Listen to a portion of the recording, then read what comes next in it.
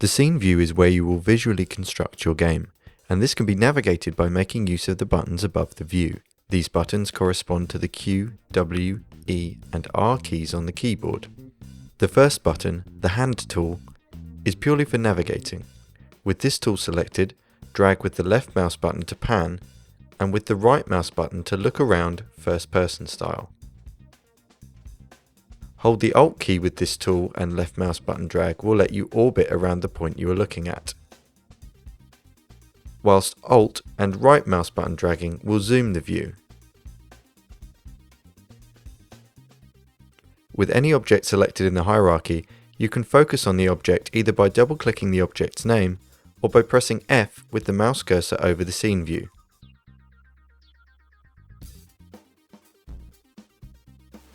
The remaining three buttons allow you to adjust position, rotation and scale of objects.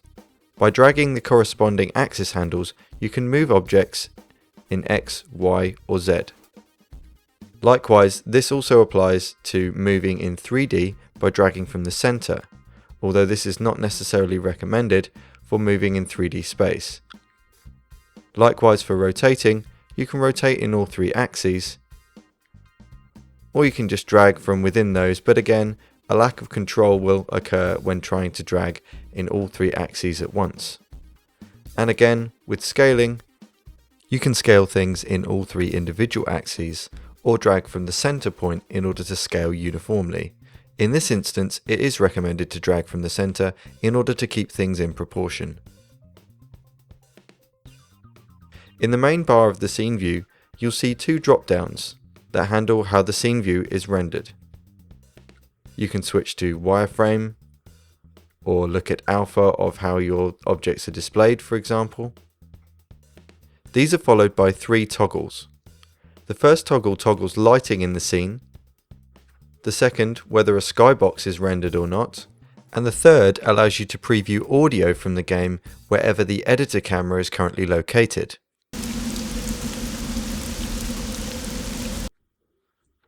The editor camera simply refers to the camera that you are looking at the scene view from. It is not a camera object in your scene. So for example, if I were to move my camera very far away from the sound source and preview the audio again, you can see that it's quieter than it was before. To the right of the panel are the Gizmo menu and search box. The Gizmo menu lets you adjust gizmos, the 2D icons shown in the scene view, to help you identify components in the scene, such as lights, audio sources or cameras. These can be adjusted by size and also toggled between 2D and 3D. The search field lets you find a particular object by searching for its name, and this highlights the object by fading out other objects in your scene. Again, if you are not focused on the actual object that you've found by searching, then you can simply use the focus feature to find it. This search also singles out the objects in the hierarchy, so by then selecting the object you are looking for and pressing F to focus, or double clicking, you'll then be taken to that object. The final part of the scene view you should understand is the view gizmo itself. This allows you to switch from perspective 3D view to orthographic cameras from the sides, top and bottom. When dragging to orbit your view in orthographic view, you'll be switching to isometric view.